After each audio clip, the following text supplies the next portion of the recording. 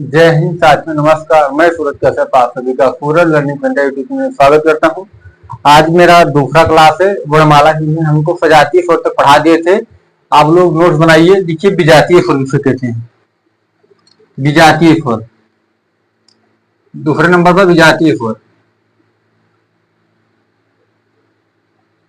विजातीय स्वर इसकी परिभाषा क्या होती है? विजातीय स्वर का जिन स्वरों का निर्माण सामान्य जाति में नहीं होता, जिन स्वरों का निर्माण सामान्य जाति में नहीं होता है, सामान्य जाति में नहीं होता है, उन्हें हम क्या कहते हैं? विजातीय स्वर कहते हैं। परिभाषा से आप क्या समझे? जिन स्वरों का निर्माण सामान्य जाति में नहीं होता है, अन्य स्वर से मिलकर होता है, उन्हें हम क्या कहते हैं? विजातीय स्वर कहते हैं। जैसे हमने आपको चार बताया था, जैसे चार कौन कौन हमने आपको बताते, ये, आए, वो, औ, ये हमने आपको चार बताया था विजातीय स्वर होते हैं। मतलब इसका निर्माण कैसे होता है? छोटा प्लस छोटी मिलकर आय बनता है। तो आप लोगों को ये ध्यान रखना है, आय कैसे बनता है? छोटा प्लस छोटी मिलकर आय बनता है। और आय कैसे बनता है? छोटा प्लस ये यहीं पे आ जाता है, आय मिलकर आय बनता है।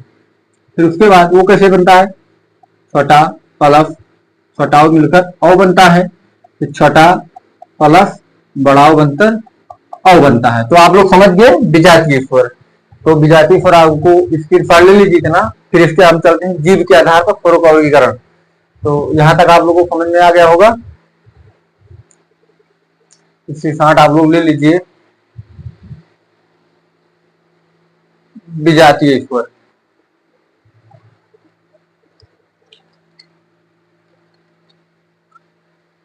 अब आप लोग हेडिंग डाल लीजिए विजातीय नहीं।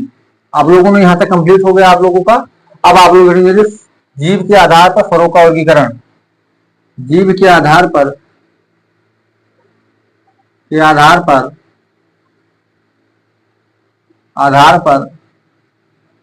स्वरों का वर्गीकरण।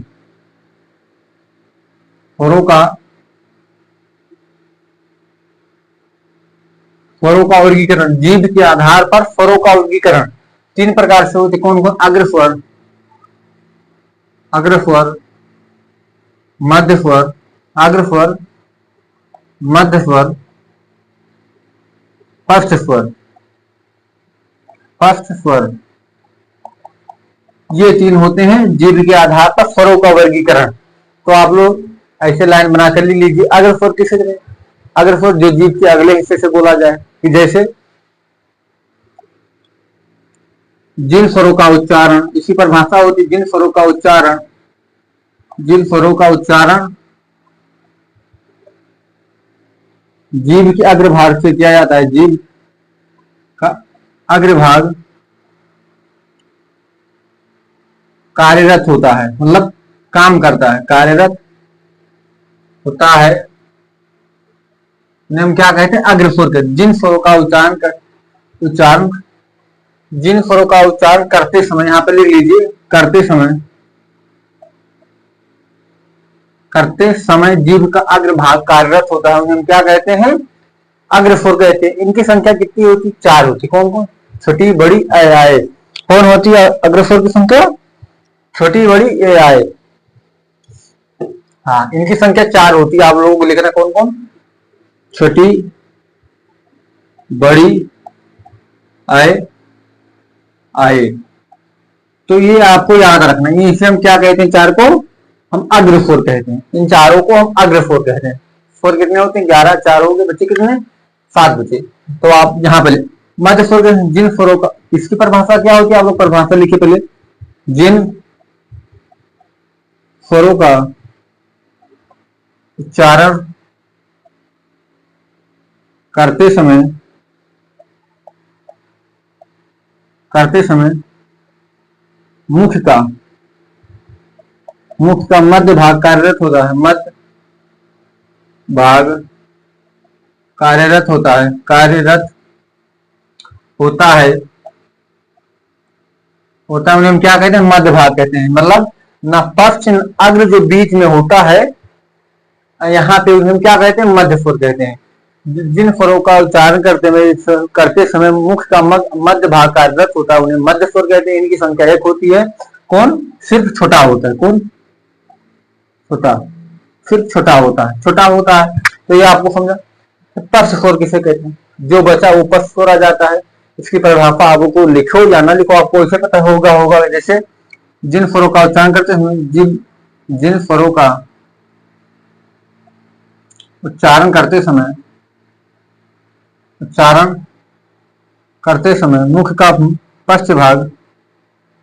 मुख का पश्च भाग कार्यरत होता है। पश्च भाग कार्यरत होता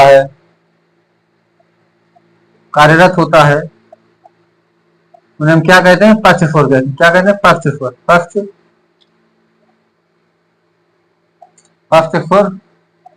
पश्च स्वर कहते हैं।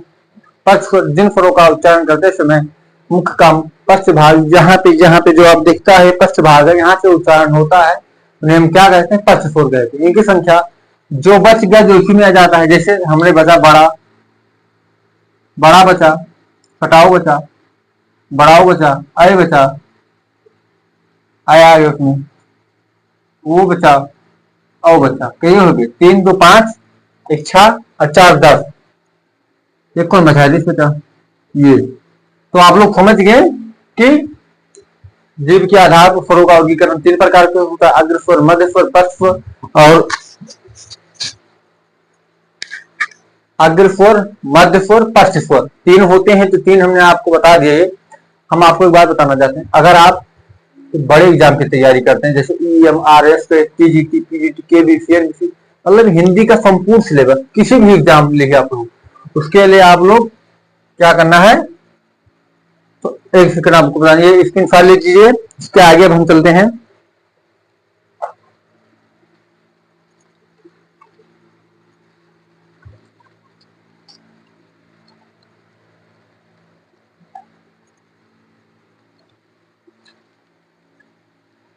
मतलब आप किसी भी एग्जाम के लिए हिंदी पढ़ते हैं, उसके लिए आप हमें कमेंट में जरूर बताएं। कमेंट कर दें,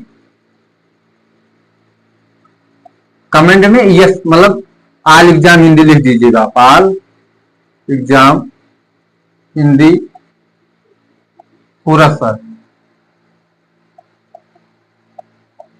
सर लिख दीजिए। हम आपको जो ये वर्णमाला पढ़ा रहे हैं, इससे भी डीप जाकर आपको एक एक बारीकी से पढ़ाएंगे। उसमें आप खुद टीचर बन सकते हैं। वो पढ़कर हिंदी आप खुद बन सकते हैं। मतलब इससे भी डीप जाके हिंदी आप समझ रहे। तो मतलब आप PSI, UP पुलिस, ये जो आते हैं स्टेट एग्जाम के लिए, इसमें होता है। और जो टीचर के एग्जाम में होता है, उससे मिलेंगे और गहराई से हम आपको पढ़ाएंगे। तो यहाँ तक हो गया आप लोगों के लिए। अब आगे हम चलते हैं उच्चारण या ओष्ठ के आधार पर। उच्चारण या ओष्ठ के आधार स्वरों का वर्गीकरण। ओष्ठ के आधार पर स्वरों का वर्गीकरण,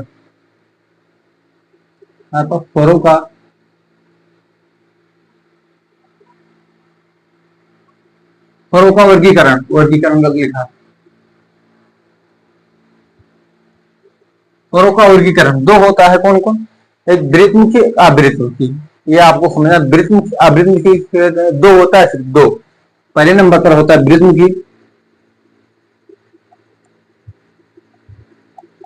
वृत्तमुखी, और एक होता है आवृत्तमुखी। आवृत्तमुखी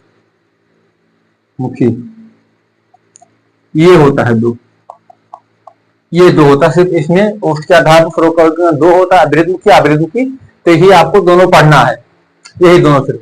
वृत्तमुखी किसे कहते हैं? इसकी परिभाषा क्या होती है? जिन स्वरों का उच्चारण करते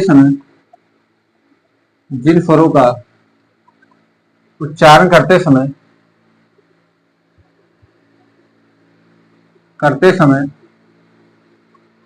मुख गोलाकार बने, मुख गोलाकार बने,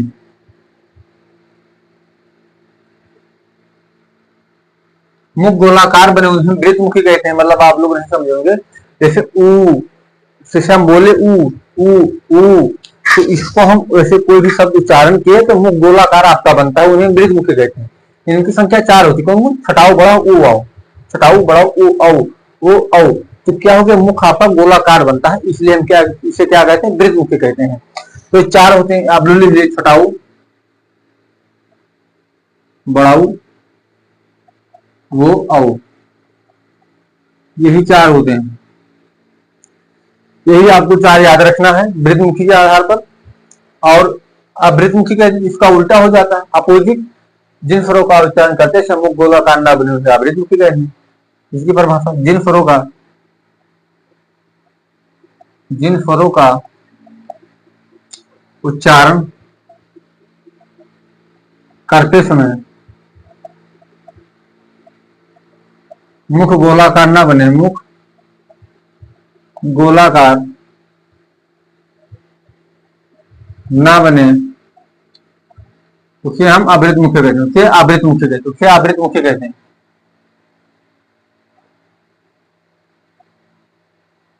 उन्हें हम क्या कहते हैं, आवृत मुख्य कहते हैं। इनकी संख्या 7 होती है, ये 4 हटा के 7 इसमें आ जाती है। कौन कौन? छठा, बड़ा, छोटी, बड़ी, ये आइए, 3 3 6 4 10।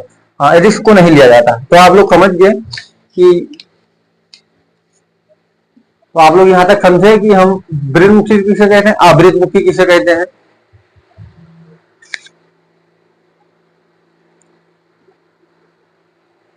तो यहां तक आप लोगों को एकदम क्लियर हो गया होगा वृद्ध मुखी आवृत मुखी के बारे में। अब हम चलते हैं मुख खुलने के आधार पर, विवर के आधार पर।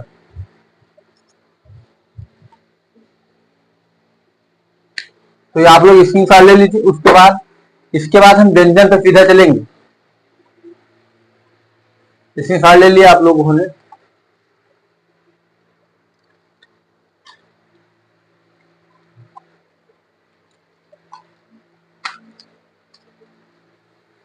आप लिख लिए, मुख खुलने विवर के आधार पर स्वरों का वर्गीकरण। मुख खुलने या विवर के आधार पर, विवर के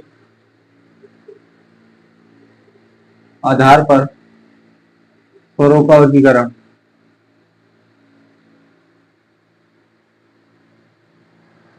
स्वरों का, ये आप लोगों को दिख रहा है? हाँ, दिख रहा है। मुख खुलने या विवर के आधार पर स्वरों का वर्गीकरण 4 प्रकार से होता है। 4 प्रकार से। कौन कौन? यहाँ पे सबसे नंबर पर लिखिए, समरी स्वर, समरी स्वर। दूसरे नंबर पर अर्ध समरी स्वर, अर्ध समरी स्वर, समरी, अर्ध समरी स्वर। तीसरे नंबर पर विपरीत स्वर,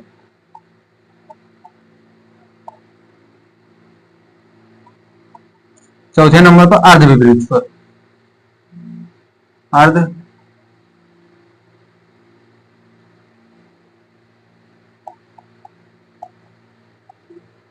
अर्ध विपरीत स्वर। यही होते हैं मुख खुलने, और यही मतलब स्वर, यही के बाद हम व्यंजन पर शुरू कर देंगे। स्वर खत्म हो गया हमारा। तो आप लोग एक बार इसे लिख लेंगे। समृद्ध स्वर के जिन स्वरों का उच्चारण करते समय मुख बंद होता है उन्हें समृद्ध स्वर कहते हैं। हमने आपको परिभाषा क्या बताई? जिन स्वरों का उच्चारण करते समय मुख बंद होता है उन्हें समृद्ध स्वर कहते हैं। आप लोग आराम से परिभाषा लिखिए। जिन स्वरों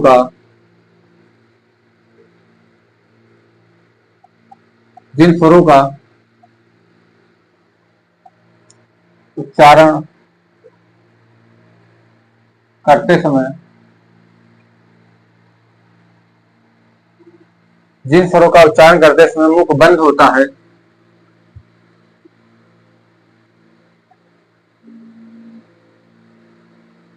मुख बंद होता है, उन्हें हम क्या कहते हैं? समृद्ध स्वर कहते हैं।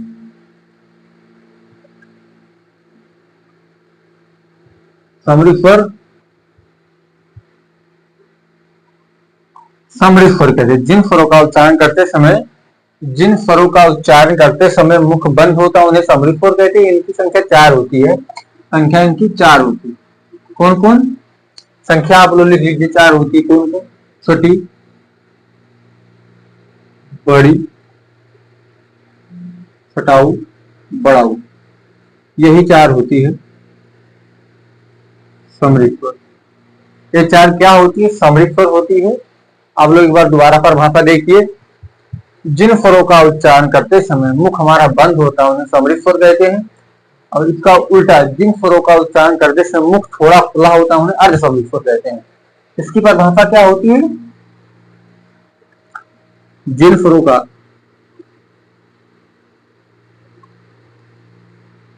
का उच्चारण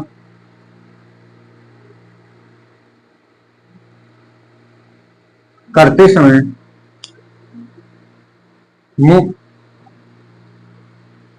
मुख थोड़ा बंद हो, थोड़ा बंद या खुला हो, थोड़ा खुला हो,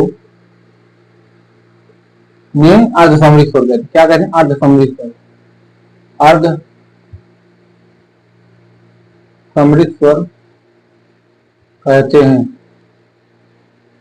अर्ध समृद्ध स्वर कहते हैं। इनकी संख्या कितनी है? 2 होती। कौन कौन? ये आय औ होती 2 होती। कौन कौन? आय औ होती, आय ओ होती, ये 2 होती इनकी संख्या।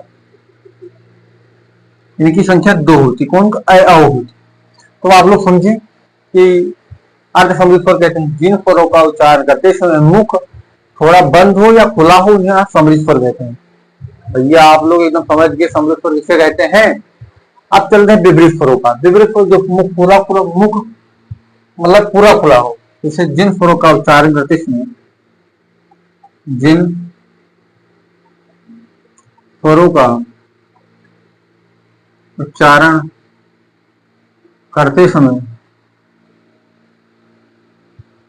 करते समय मुख पूरा खुला हो, मुख पूरा खुला हो, हम क्या कहते हैं? विपरीत स्वर कहते हैं। क्या कहते हैं? विपरीत स्वर। विपरीत स्वर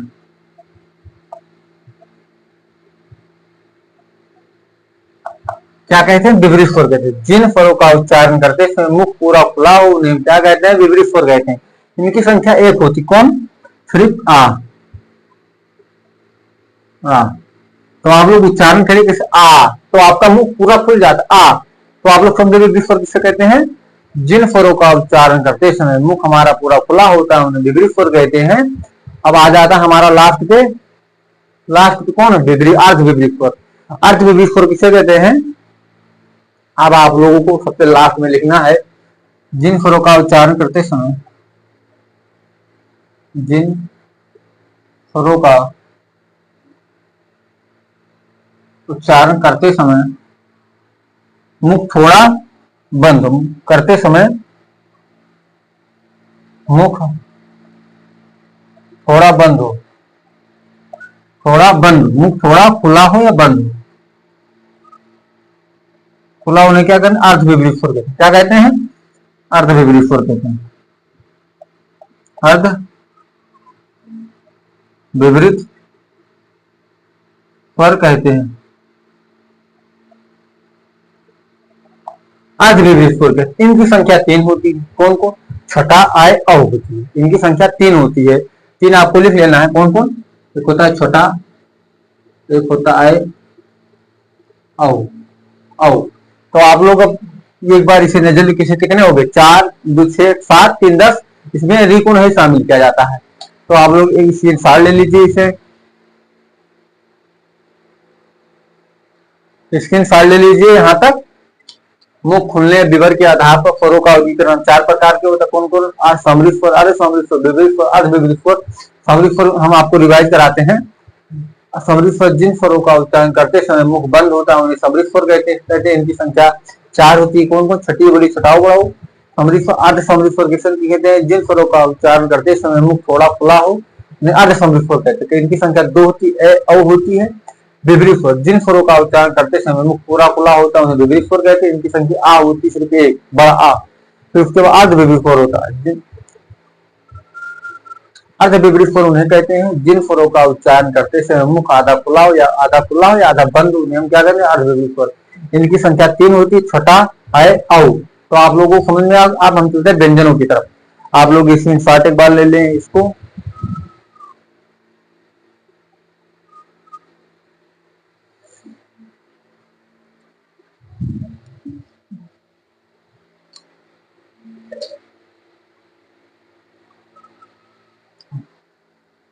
आप इसे मिटाल दे रहे हैं, आप लोग इसमें शॉर्ट ले लीजिए।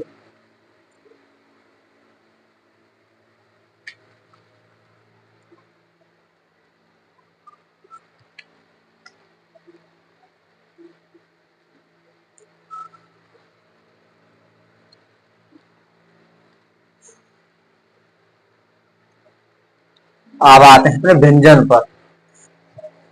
हमने आपको बताया था व्यंजन कितने होते हैं, 33 व्यंजन होते हैं। तो वही का अब खेल है पूरा 33 व्यंजनों का। व्यंजन आराम से लिखिए, व्यंजन कितने होते हैं, 33 व्यंजन होते हैं। तो देखिए यहां तक आप लोगों को दिख रहा है, यहां तक एक सेकंड हम देख लें उसके बाद लिखें। हाँ दिख रहा है। तो 33 व्यंजन हमने आपको बताया था, लिखो एकदम 33 व्यंजन किसे कहते हैं।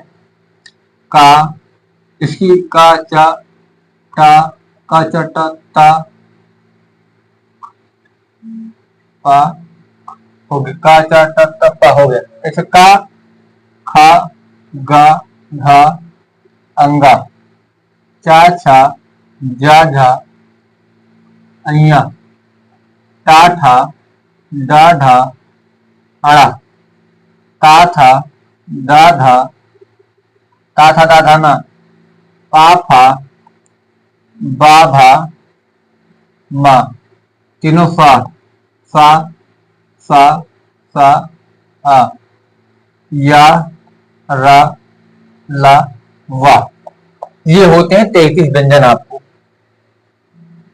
ये आपको एकदम दिमाग में बैठा लेना है, क्योंकि इसमें अल्पप्राण महाप्राण अंतस्थ व्यंजन उस व्यंजन और क्या बोला जाता है सघोष सघोष, ये सब इसी में से निकलेंगे। तो आप लोग इसे स्क्रीनशॉट जरूर ले लीजिएगा, क्योंकि स्क्रीनशॉट बहुत जरूरी लेने का, मतलब लेने का नहीं, आपके दिमाग में घुसाने के लिए।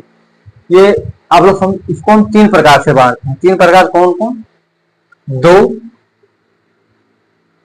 9 22। 2 9 22, 2 में हम कौन कौन रखते हैं, इसमें हम सिर्फ रखते हैं का और फा को। अभी हम आपको पूरा बताएंगे, पहले आप लोग एक बार इसे लिख लीजिए फिर उसको बता। का और फा को, का फा। तो आप लोग एक देख सकते हैं का फा हम क्यों कहते हैं, का और फा। हम आपको इसके 2 को नियम बताने जा रहे हैं, आप लोग जरूर ध्यान से देखिएगा। का और फा, का फा एक ऐसा शब्द है, कैसे ये क्या है आप लोग बता पहले। ये इसे हम क्या कहते हैं, सिरोरेखा कहते हैं। क्या कहते हैं, सिरोरेखा। सिरोरेखा कहते हैं, इसे क्या कहते हैं, खड़ी पाई। इसे क्या कहते हैं, खड़ी पाई। इसे हम क्या कहते हैं, खड़ी पाई। खड़ी पाई कहते हैं। मतलब अक्षर में इस दोनों में से एक को आना अनिवार्य है। चाहे सिरोरेखा है, सिरोरेखा तो सब में आता है, और ये खड़ी पाई सब में जरूरी नहीं है कि सब में खड़ी पाई आएगा। सब में खड़ी पाई आए ऐसा कोई जरूरी नहीं है, मिलित सिरोरेखा सब में आएगा। और 2 भी आता है, 2 भी आता है, तो जरूरी नहीं कि दोनों आए, एक भी आ सकता है। मिलित सिरोरेखा सब में होगा, और ये खड़ी पाई सब में होगा या नहीं होगा, सब में होगा, ये कोई तथ्य नहीं है कि सब में होगा। तो आप लोग समझिए, ये आप खड़ी पाई समझे, फिर उसके बाद यहां पर समझिए अंतस्थ व्यंजन। मतलब पूरे व्यंजन यही 2 शब्द हैं जिसमें स्वर मतलब अक्षर मतलब खड़ी पाई को पार करके इधर जाते हैं। जैसे ये हमारा सिरोरेखा है, सिरोरेखा ये है खड़ी पाई। तो कैसे आप का लिखते हैं, तो का ऐसे लिखे, का ऐसे लिखे। अभी सिर मतलब खड़ी पाई के इधर पार हो गया। सिर्फ 2 ही शब्द ऐसे हैं जो खड़ी पाई के इधर पार हो जाते हैं, खड़ी पाई के इधर पार हो जाते हैं। तो आप इसे का ऐसे कैसे लिखते हैं, कैसे आधा लिखना होगा, कैसे लिखोगे, ऐसे लिखोगे, आधा ऐसे लिखोगे। आधा ऐसे लिखोगे या तो सिर्फ का को आधा लिखना तो हलंत लगाओगे, क्योंकि अब ये स्वर रहित हो गया, आधा हो गया। समझे आप लोग? जैसे आपको लिखना है कुकुर, कुकुर लिखे आप, कुकुर, तो कुकुर में आप देख सकते हैं ये आधा है, आधा। तो सिर्फ आप यही दो शब्द हैं जिसमें आप मतलब खड़ी पाई के बाहर जा सकते हैं, खड़ी पाई के बाहर जा सकते हैं, और कोई इसमें ऐसा वन नहीं जो आप खड़ी पाई के अंदर ही रहेंगे, बाहर नहीं जा सकते हैं। सिर्फ ये दो को छोड़कर, इस दो को छोड़कर फिर रुका। ये अंतरराष्ट्रीय हिंदी निदेशालय के द्वारा ये दो ही शब्द ऐसे बताए गए हैं, आप सिर्फ मतलब खड़ी पाई को पार करके बाहर जा सकते हैं। अगर इसमें आपको आधा लिखना है तो आधा इस तरह भी लिख सकते हैं, इस तरह आपका सही, इस तरह भी सही है, क्योंकि इसमें हलंत लगे आधा हो गया। तो आप लोग समझे, यही दो शब्द हैं जो खड़ी पाई को पार कर बाहर जाते हैं, उन्हें हम क्या कहते हैं, का और फा है। तो आप लोग समझ गए इसे, इसके इतना महत्व क्यों दिया जाता है। और नौ कौन कौन होते हैं, मतलब इसकी परिभाषा ले लीजिए। वह वर्ण जो खड़ी पाई को पार करते, वह वर्ण जो खड़ी पाई को पार कर देते हैं, खड़ी, वह वर्ण जो खड़ी पाई को ये परिभाषा और भाषा में लिखिए, यही लिख लीजिए बस, का और खा, का और खा। न हुआ है जो लोटनिक, जिसमें खड़ी पाई ये ना, खड़ी पाई नहीं, वो लोटनिक कौन, इसी में से आपको ढूंढकर बताना है जिसमें खड़ी पाई नहीं है। इसमें कौन कौन आते हैं, जैसे छा आता है, यहां से आप यहां से लिखिए, यहां से अंगा, छा, यहां आता है, टा में नहीं आता है, टा में, खा में, धा में, धा में, ता था दा धा ना, पा फा बा भा मा, तीनों सा, हा में नहीं आता है, रा में नहीं आता है। कितने हो गए, दो, दो चार, दो छह, दो आठ, एक कौन बच गया, एक आप बताएं, एक कौन बच गया, का खा गा, गा में है, घा, एक, दो, तीन, चार, पांच, छह, सात, आठ, नौ, आनो तो दो, दो चार, दो छह, दो आठ, कौन कौन बच गया, खा हो गया, छा हो गया, टा, खा, ठा हो गया, दा, दा लिखा हमने, दा नहीं लिखा, ये दा हो गया। दो, दो चार, दो छह, दो आठ, नौ, यही शब्द है जो जो लोडनिक है। इसमें खड़ी पाई का उपयोग नहीं किया जाता, सिर्फ श्री रेखा को, श्री रेखा का उपयोग किया जाता है। अगर ये चीज आप लोग बताएंगे कैसे, कैसे इसको मैं आधा लिखना हो तो कैसे आधा लिखेंगे। जैसे आपको लिखना है, जैसे कुछ शब्द आपको बताया, आडंबर, आडंबर हमने बताया, आडंबर, तो आडंबर ये सही आप लोग बताएं, आडंबर ये सब सही है, नहीं सही नहीं है, क्योंकि इसमें हलंत नहीं लगा है। क्योंकि अगर इस शब्द को हमें आधा लिखाना है, आडंबर को आधा लिखाना है तो उसके नीचे हलंत लगाएंगे, क्योंकि आडंबर होता है, आडंबर। जैसे क्या ले देखो, जैसे ये दा है, दा को ले लीजिए, कैसे, दद्दन, दद्दन, तो ये दा पूरा है, ये भी दा पूरा है। इसमें जो बीच में लगा है दा, इसको आप ऐसे नहीं लिख सकते, क्योंकि अगर इसमें खड़ी पाई होती तो इसमें स्वर आ जाता, और स्वर को अलग करना पड़ता, इसलिए इसमें स्वर नहीं, इसमें स्वर है दा, दा धन आ, इसलिए इसमें हम मतलब हलंत का इसलिए प्रयोग करते हैं कि इसे आधा दिखाने के लिए इसमें हम कार्य नहीं सकते हैं, से दा है, इसे हम कार्य नहीं सकते, इस तरह नहीं कर सकते, इसलिए इसे शिरोलेखा में कैसे ढक्कन है, ढक्कन, ढक्कन में तो ये आ जाता है। आप कोई शब्द आप लोग बताएं, इसमें टा है, ट्रैक्टर हो गया, ट्रैक्टर, ट्रैक्टर, तो ये हलंत लग गया। अगर ये शब्द लिखना है बीच में आता है तो इसमें आप आधा नहीं करेंगे, हलंत लगा के आधा लिख देंगे, हलंत लगा के आधा आप लोग लिख दीजिएगा, ठीक है। समझ में आया आप लोगों को। और 22 हमारे कौन बचे, ये छोड़कर, मतलब ये छोड़कर 22 हो जाते हैं, कौन कौन, ये 3 3 6 9 छोड़ दो, 22 हो जाते हैं, कौन कौन, का, गा, गा घा, चा, चा जा, इया, इया हो गया। फिर अड़ा, ता था, दा धा, ना, पा फा बा, पा फा, पा फा बा भा, मा, पा फा मा, सा सा सा, फिर या रा ला वा। इसमें या नहीं। 1 2 3 4 5 6 7 8 9 10 11 12 13 14 15 16 17 18 19 20 और 2 ए आ जाते हैं, का उखा। तो आप लोग 22 ए हो गए, 2 ए हो गए, 2 ए हो गए। तो आप लोग समझे यहां तक। तो यहां तक आप लोग समझे कि हम किसे कहते हैं। ये दो होते हैं जो शिरोरेखा को पार करके बाहर जाते हैं, इन्हें हम आधा लिखने के लिए इस तरह दर्शाते हैं, इस तरह दर्शाते हैं, इस तरह दर्शाते हैं, इस तरह दर्शाते हैं। तो आप लोगों को यहां तक जब समझ में आ गया, जैसे आप लोगों ने देखा होगा,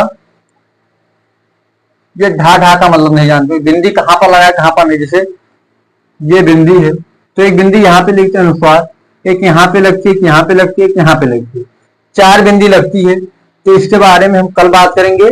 तो आज के लिए इतना ही। अगर आप हमारे चैनल पर नए हैं तो चैनल को सब्सक्राइब, कमेंट जरूर करें। अगर आप कहां से भी वीडियो देख रहे हैं तो वीडियो को आप लोग जरूर से जरूर शेयर करें और सब्सक्राइब तो चैनल आप लोग जरूर कर दीजिएगा और एक प्यारा सा कमेंट कर दीजिएगा। कमेंट लिख देते हैं, कमेंट। अगर आपको हिंदी बेसिक से पढ़ना, एकदम हिंदी बेसिक से पढ़ा रहे हैं, हिंदी में कोई भी चैप्टर